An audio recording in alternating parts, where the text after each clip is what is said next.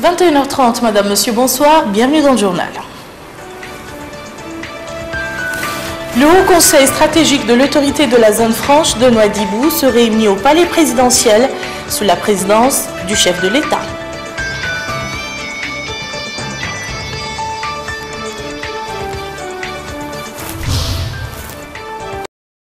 Des membres du gouvernement visitent dans l'intérieur du pays pour s'informer sur les projets exécutés par leur département.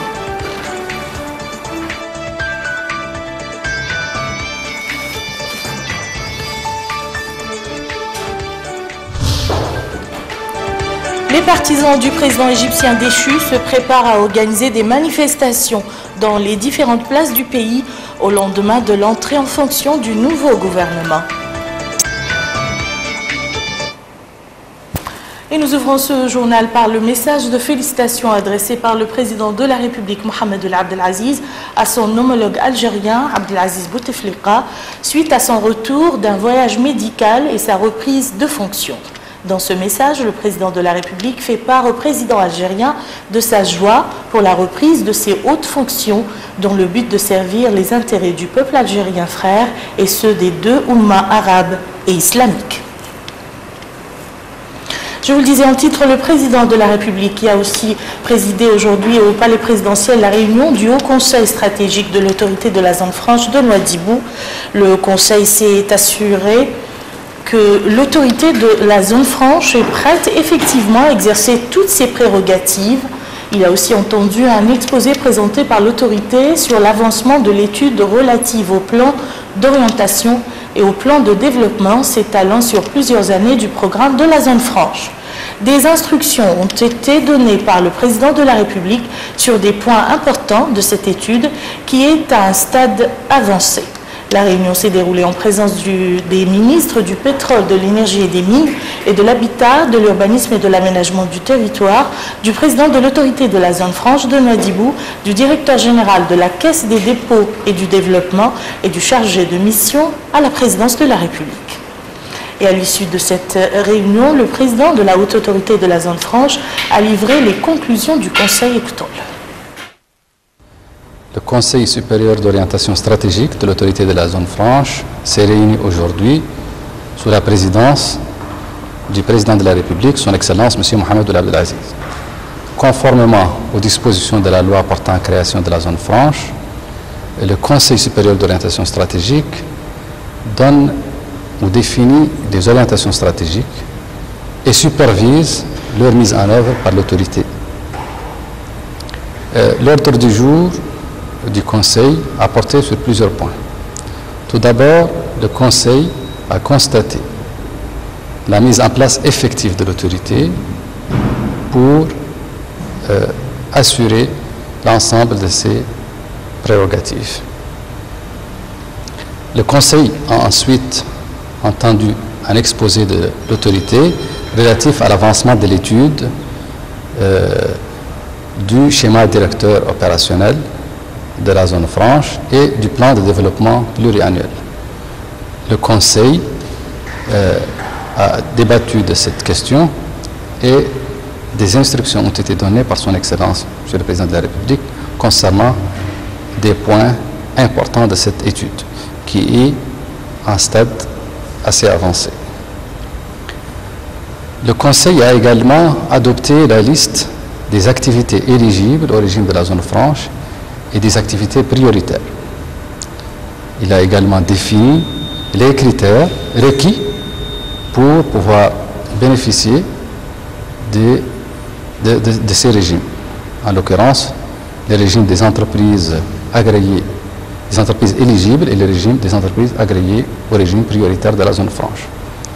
Le président de la République a donné ses orientations et ses instructions à l'autorité pour assurer une transparence totale dans toutes les actions et dans toutes les activités qu'elle conduit, mais également pour faciliter l'ensemble des procédures aux usagers. Enfin, le président de la République a donné instruction à l'autorité pour tout mettre en œuvre pour la réussite de cet important projet dont l'objectif principal est d'assurer le développement économique et social de Nouadhibou et de servir de locomotive au développement économique et social de la Mauritanie dans son ensemble. Direction à présent Nouadhibou, le ministre des Affaires islamiques et de l'enseignement originel a supervisé la cérémonie de lancement d'un atelier de formation organisé au profit de 50 imams de mosquées de la wilaya de Dakhlet Nouadhibou. Ahmed Oulneni a aussi profité de son séjour dans la capitale économique pour visiter le stock de produits alimentaires de l'opération Iftar 5. Compte rendu, c'est Sidibé. Au cours de cette rencontre avec tous les segments de la société dans la capitale économique, Nouadhibou, le ministre des Affaires islamiques et de l'enseignement originel, Ahmed Oulneni, a rappelé l'objectif de sa visite. Prendre contact avec les populations, s'enquérir de l'ensemble de leurs préoccupations dans la perspective de leur apporter des solutions appropriées. Il s'agit là d'une instruction donnée par le président de la République, Mohamed Ould Abdelaziz, lors du dernier Conseil des ministres, a-t-il précisé.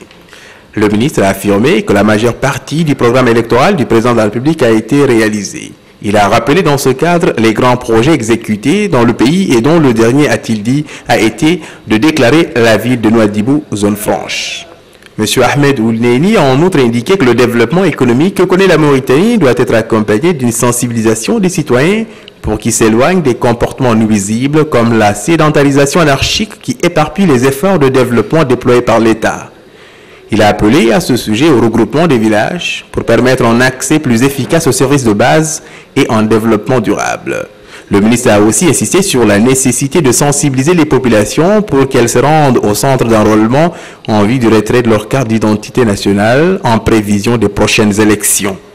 Et au chapitre de réalisation de son département, Ahmed Oulneni a énuméré l'impression du Saint-Coran en Mauritanie, la création d'une université islamique et d'une radio spéciale pour le Saint-Coran, l'institution de salaires mensuels pour les imams de mosquée, l'appui mensuel au Mahadra, la création du Haut Conseil de la Fatwa et de recours gracieux et la redynamisation de la police des mœurs. À Nouadhibou, le ministre des Affaires islamiques et de l'enseignement originel a présidé une cérémonie de distribution de denrées alimentaires au profit de 170 mosquées dans la wilaya de Dakhlet Nouadhibou. Une distribution qui s'inscrit dans le cadre de l'opération Iftar Saïm. Plus au sud maintenant, son homologue du développement rural se trouvait au Trarza, où il est venu s'informer de la fonctionnalité des ouvrages hydro-agricoles de Bougamoun et de certains problèmes liés à la moisson. Pendant ce temps, le secrétaire général du même ministère s'informait sur les préparatifs de la campagne agricole au Gorgone. Mohamed Lamine Bakar.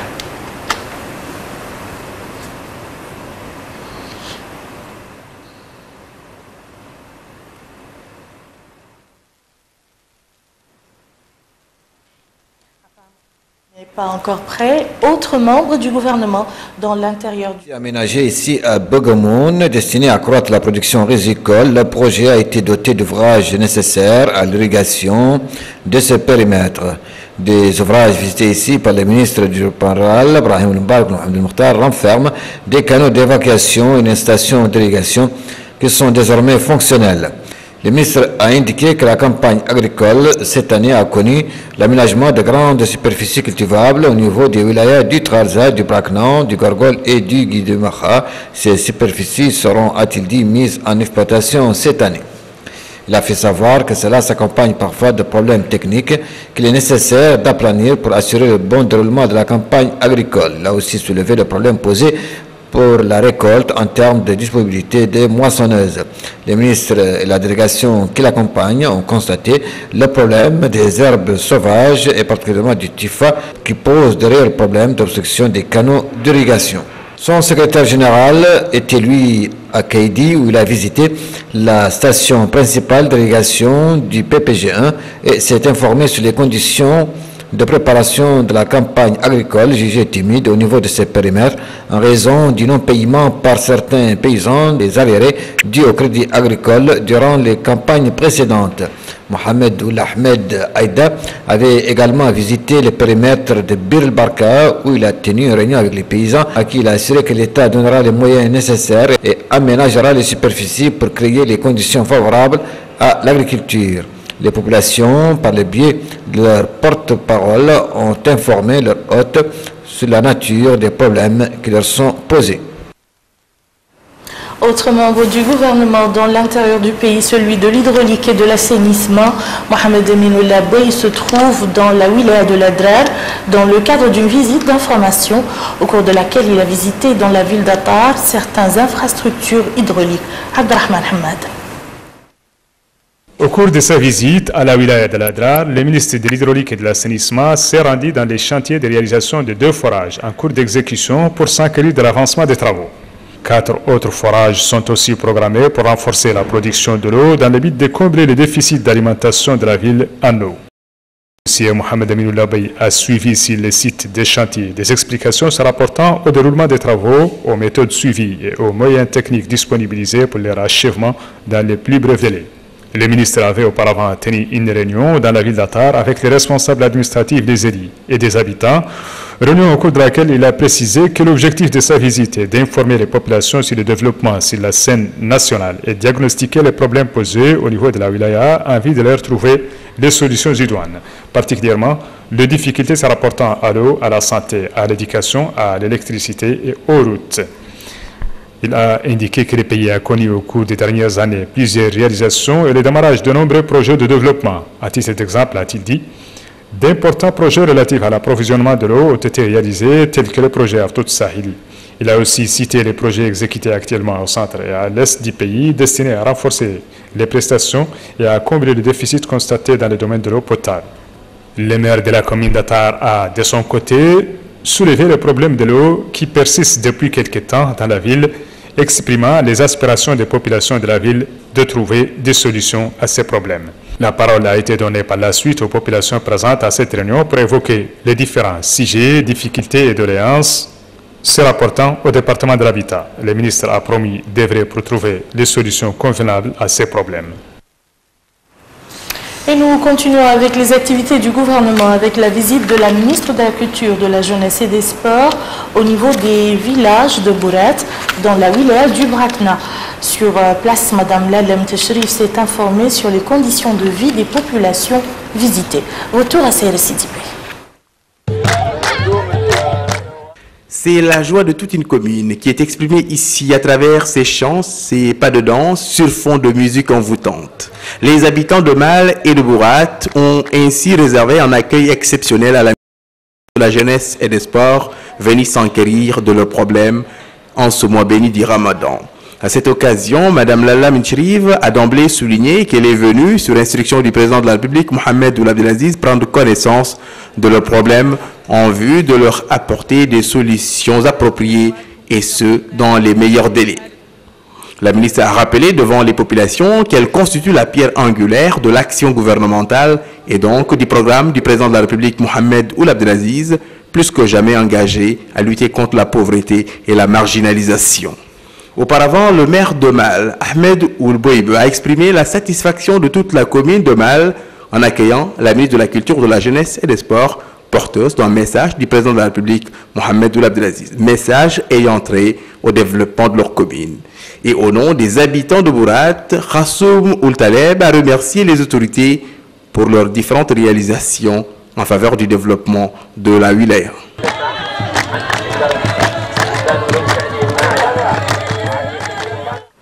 Ici à Nouakchott, les maternités au niveau des centres de santé de Dar Naïm et de Sebra ont reçu de nouveaux équipements médicaux. Le matériel offert par la cellule sectorielle d'accélération des OMD a été réceptionné par le secrétaire général du ministère de la Santé. Compte rendu, Moussa Ndiaye. Ces équipements et autres outils en relation avec les services de la maternité de 2 Muqata de Sebra et de Dar Naïm ont été mis à la disposition de ces 2 centres de santé par la cellule sectorielle chargée de la coordination et d'accélération des objectifs du millénaire pour le développement au niveau du secteur de la santé en Mauritanie.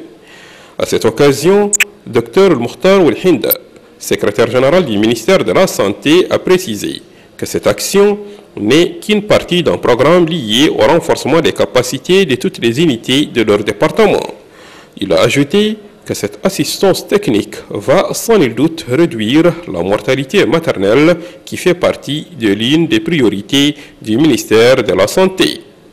En marge de cette cérémonie, le médecin-chef du centre de santé de la Muqata'a de Dar Naïm, Dr Lamrabat Oul Mohamed Mouloud, a précisé que ces équipements vont compléter d'autres équipements déjà en place, tout en suivant les enfants et les femmes en état de grossesse. Il a ajouté qu'à travers cette action, ils pourront désormais lutter contre certaines maladies. La cellule sectorielle chargée de la coordination et d'accélération des OMD au niveau du secteur de la santé en Mauritanie a mis en place depuis quelque temps un certain nombre de programmes dans le but d'améliorer les compétences des ressources humaines. La coordination de l'opposition démocratique a tenu aujourd'hui une conférence de presse au cours de laquelle son président en exercice, Ahmed Ould Daddah, président du Rassemblement des forces démocratiques, a adressé des critiques à l'endroit de la politique suivie par le gouvernement, notamment en ce qui concerne, a-t-il dit, l'augmentation exceptionnelle des prix, ainsi que ce qu'il a qualifié d'autogestion de certains établissements publics. Ahmed Ould Daddah a par ailleurs émis des doutes quant à la capacité de la Commission électorale nationale indépendante, CENI, d'assurer un contrôle transparent des futures élections. Le pain, une denrée très prisée durant le mois béni de Ramadan. En effet, durant ce mois béni, la demande est telle que les boulangeries sont dans l'obligation de redoubler d'efforts pour satisfaire à la demande des clients en disponibilisant cette denrée en quantité et en qualité et en temps opportun. Malika Nakli. Les boulangeries et pâtisseries sont prises d'assaut en ce mois béni du Ramadan. Le pain devient ainsi une des composantes essentielles du repas du jeûneur. Chaque jour, une forme et une consistance différentes du pain. Parfois, les extrémités sont bien charnues, parfois le pain est complètement aplati, parfois il n'y a même pas de mie de pain. Le pain est bon et il est toujours disponible à toute heure. La disponibilisation du pain est garantie. Parfois, le pain est grand, parfois il est petit. En réponse aux préoccupations du citoyen, le représentant de la Fédération des boulangeries souligne que les composantes du pain ont augmenté au plan international. En 2011, la farine se vendait à 6 200 ouguiyas. Aujourd'hui, les prix ont atteint 9 000 ouguiyas, d'où une augmentation vertigineuse. Le prix du gasoil a également augmenté. Et pourtant, le prix auquel le pain est vendu n'a pas subi de variation. En ce qui concerne le poids du pain, il n'y a pas réellement de changement, et ce particulièrement dans les boulangeries qui répondent à la réglementation. Quant aux autres, les pouvoirs publics devraient prendre des dispositions en ce sens. L'Association mauritanienne pour la santé de la mère et de l'enfant a organisé ce matin en collaboration avec le Fonds des Nations Unies pour la population une journée de sensibilisation sur la situation des adolescentes en état de grossesse. Cette journée a été marquée par des exposés portant sur la situation des adolescentes en état de grossesse, ainsi que des chants, des sketchs fustigeant le mariage précoce et les complications qui en découlent. La présidente de l'association, Mme Zainab Taleb Moussa, a indiqué que le thème retenu cette année porte sur les risques du travail auxquels font face les adolescentes au niveau social, sanitaire et psychologique. Quant au représentant du Fonds des Nations Unies pour la population, il a réitéré l'appui de l'institution à l'Association mauritanienne pour la santé de la mère et de l'enfant contre le phénomène du mariage précoce. Actualité internationale à présent, elle est marquée en Algérie par le retour du président Abdelaziz Bouteflika après 80 jours de soins à l'étranger, ce qui devrait permettre l'avancement de quelques gros dossiers, mais les questions demeurent sur achever les 9 mois restants de son mandat. Selon l'agence algérienne d'information qui cite un communiqué de la présidence de la République, le président Abdelaziz Bouteflika poursuivra une période de repos et de rééducation en Algérie. Au pouvoir depuis 1999, le 3e mandat du président algérien s'achèvera en 2014. En Égypte, les partisans du président déchu, Mohamed Morsi, se préparent après la formation du nouveau gouvernement à organiser des manifestations dans les différentes villes du pays pour exiger ce qu'ils appellent le retour à la légalité constitutionnelle. La coalition nationale de soutien à la légalité enferme des partis et des organisations à leur tête. Les frères musulmans a appelé à une mobilisation ce soir. Les partisans de Mohamed Morsi poursuivent depuis 19 jours leur mobilisation dans la place Rab'a al-Adawiya et dans d'autres endroits du Caire pour protester contre le limogeage du président Morsi. En Guinée, les dirigeants des partis politiques sont tombés d'accord avec les autorités sur le calendrier des futures élections législatives qui ont été fixées pour le 24 septembre prochain. Une date serrée eu égard aux préparatifs, notamment la révision de la liste électorale et le manque de moyens enregistrés dans la fourniture de la logistique indispensable à ces élections. En République démocratique du Congo, l'armée a intensifié aujourd'hui ses bombardements sur les positions tenues par le mouvement rebelle M23 au nord de la ville de Goma, dans l'est du pays. Les bombardements des FARDC, armées régulières, sur le M23 ont débuté avec la matinée. Ils se sont intensifiés dans l'après-midi. Des chars, des mortiers et des mitrailleuses lourdes montées sur des affûts ont pillonné pendant une partie de l'après-midi les positions du M23 à une quinzaine de kilomètres au nord de Goma, la capitale provinciale du Nord, Kivu. Ainsi prend fin ce journal. Tout de suite le rappel des titres. Le Haut Conseil stratégique de l'autorité de la zone franche de Nouadhibou se réunit au palais présidentiel sous la présidence du chef de l'État.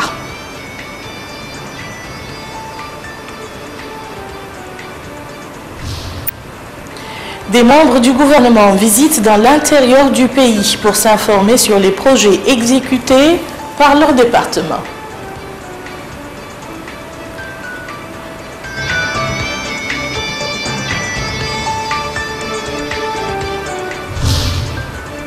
Les partisans du président égyptien déchu se préparent à organiser des manifestations dans les différentes places du pays au lendemain de l'entrée en fonction du nouveau gouvernement.